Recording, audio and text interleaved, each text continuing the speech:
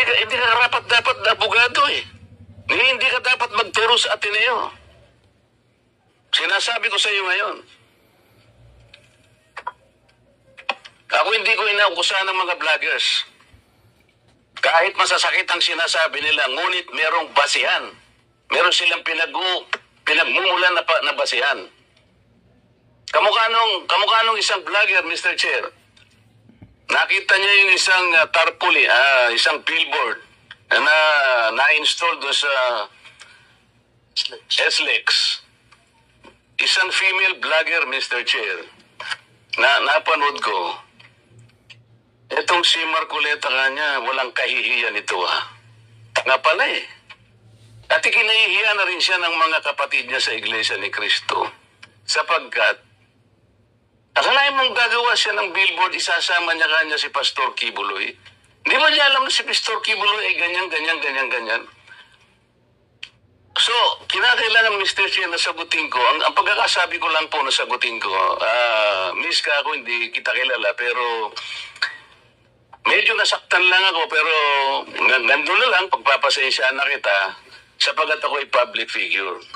Kung ako lang ka ako ang ginanito mo, okay lang eh. Kaya lang kita sasagutin sapagkat yung mga nakikinig sa'yo, baka malin lang mo. Baka sila'y mailigaw mo sa paniwala na ako nga ang gumawa ng billboard na yan. So ipinaliwanag ko, Mr. Chair, hindi ako ang gumawa ng billboard na yan. Nakita ko na lamang po na biglang kasama po ako ron. At hindi naman po ipinaalam sa akin nung gumawa. Siguro po dahil si Pastor Kibuloy po ay tumatakbo ring isang senador, inakala niya siguro magiging maganda rin para sa kanya kung kami po ay magkasama. Ako naman po ay wala namang magagawa tungkol doon. Pero hindi ko na po, wala na po akong reaksyon sapagkat public figure nga po ako eh. Lahat kami ay tatamaan. Ito nga po yung napakagandang pagkakasalita po sa Korte Suprema eh. Mr. Chair, basahin ko lang, maliit lang po ito. The interest of society, ito po yung United States versus Bustos. The interest of society and the maintenance of good government demand a full discussion of public affairs. Complete liberty to comment on the conduct of public men is a scalpel in the case of free speech.